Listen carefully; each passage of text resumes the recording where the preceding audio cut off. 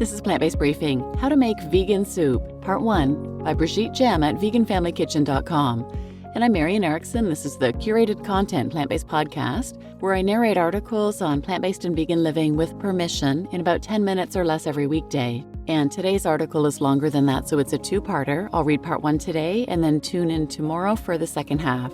And this time of year in the Northern Hemisphere, we're getting into the fall season, so soup is a wonderful warm meal, and it's so easy to make ahead.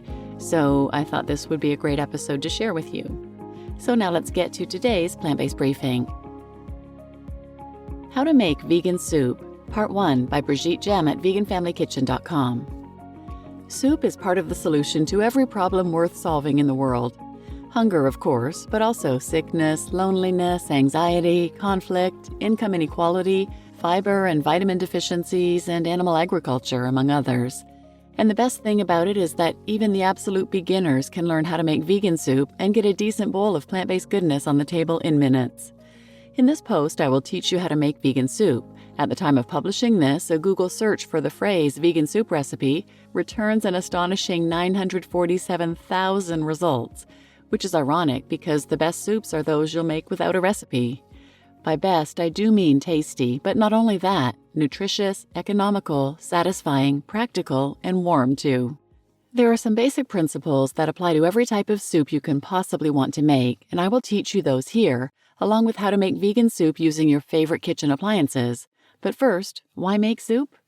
12 reasons to cook more soup. 1. Soup transports all the veggies into your tummy.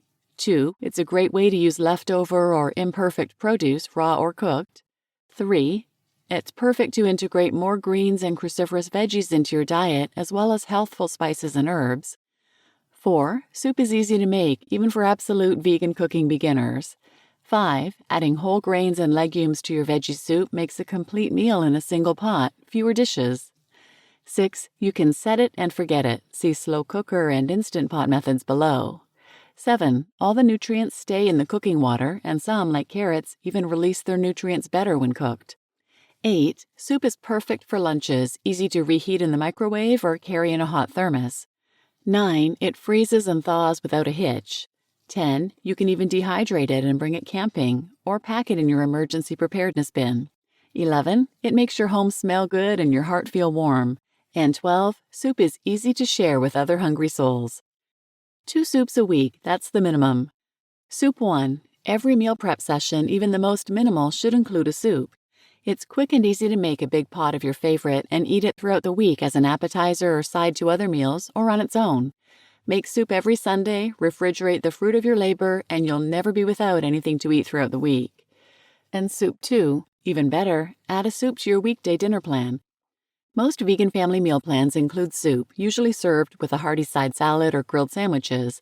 For convenience, I often suggest that the soups be made in the slow cooker because it allows you to do the chopping at one time and the eating at another. Coming home to the aromas of a simmering soup is a great weeknight boon in the middle of a stressful week. Types of vegan soup: chunky, creamy, and noodly. Soups can be served with visible pieces of their components, like my beefy barley seitan soup, or looked like a smooth, creamy, and homogeneous mixture, like bisque of roasted red pepper, or a mix of both, like cream of mushroom. Traditionally, many soups are thickened by using either a starch, like flour or cornstarch, or heavy dairy cream. Although vegan cream is commercially available, I personally see no point in either of those techniques because they contribute little to no nutritional benefits, while adding refined and/or fatty ingredients.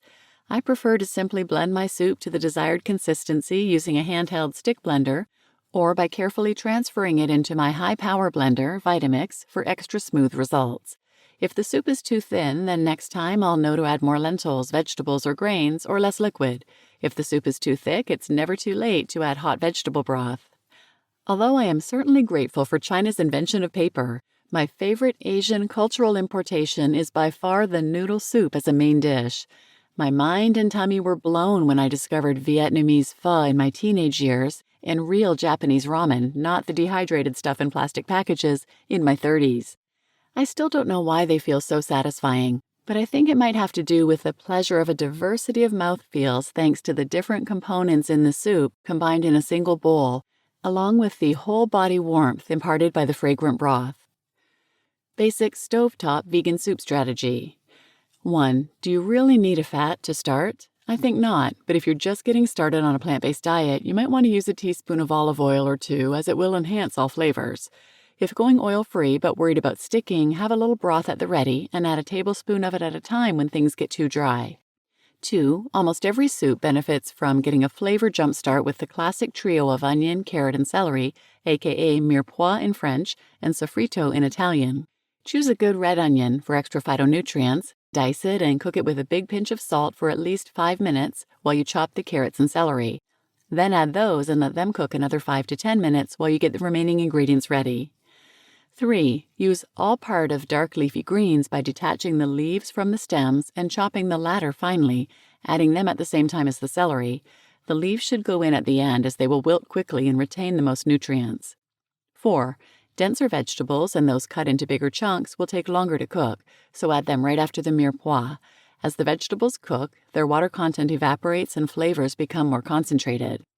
5. It's non-conventional, but I prefer to add garlic and ginger along with the spices after the vegetables have cooked for a while. I find that it reduces the risk of burning them. I add them to the pot and stir for a minute to ensure that they make contact with the hot surface in the pot. After 30 seconds to 2 minutes, when I can smell them, I deglaze. 6. Always deglaze. That means adding a small quantity, 2 tablespoons to half a cup of cold liquid to your pot and letting it sizzle, energetically scraping the bottom with a flat wooden spatula at the same time to detach caramelized bits. Those are the sugars from the vegetables that you cooked, and they belong in your tummy, not at the bottom of the dirty dishwater. Bonus, deglazing also makes dishwashing quicker. Great deglazing liquids include citrus juices, flavorful vinegars, wine, and vegetable broth. Water will do in a pinch. Pro tip, have your deglazing liquid ready before you add the garlic and spices. 7. After deglazing, add the hot vegetable broth. I find it easier to use a quality broth powder, which I throw straight into the pot and pour in boiling water from the kettle. You could always use cold water, but then you'll have to bring the soup back to a boil before simmering. If using canned tomatoes or coconut milk, now's the best time to add them as well. 8. Add other ingredients like beans, lentils, and/or grains, barley, rice, quinoa, amaranth, etc. Do not add noodles now, however. They have to go in at the end, cooked separately. Stir well to make sure there are no clumps. 9. Simmer the soup for 20 minutes or until all ingredients are done to your liking. 10. Add dark leafy greens, as well as fresh herbs if using, and maybe another squirt of lemon juice depending on the soup's flavor profile. 11. Taste and adjust seasoning. Keep in mind that ready-made broth is often salty, so you probably need less salt than you think. 12. Blend if desired. 13. Don't forget the garnish, a little finishing touch, fresh herbs, a few pumpkin seeds, a sprinkle of my parm nuts recipe linked here, or a spiral of nutty cream will elevate your soup. Croutons cut out of a piece of toast add some crunch. A squirt of lime works well too. And 14. Help yourself to a bowl while the soup cools enough to transfer to containers and refrigerate or freeze. Don't forget to label. Noodle alert. When making noodle soup, remember to cook the noodles separately, then drain and rinse with cold water to stop them from cooking into mush. Some, like rice noodles, just need to steep in super hot water for a few minutes. To serve, place a handful of noodles in your bowl and ladle the hot soup on top. The noodles will warm up instantly. You just listened to How to Make Vegan Soup, Part 1 by Brigitte Gemme at veganfamilykitchen.com, and I'm Marian Erickson, your host. Tune in tomorrow for the second half of this article, where you'll learn about whether to blend or not blend certain soups. You'll learn about stoop, which is Brigitte's unofficial name for a dish that's halfway between a soup and a stew, and how to make vegan soup in a slow cooker, an instant pot, in the oven, and in a blender, as well as a rustic bean soup recipe. So please share this episode with anyone who might benefit, and thanks for listening.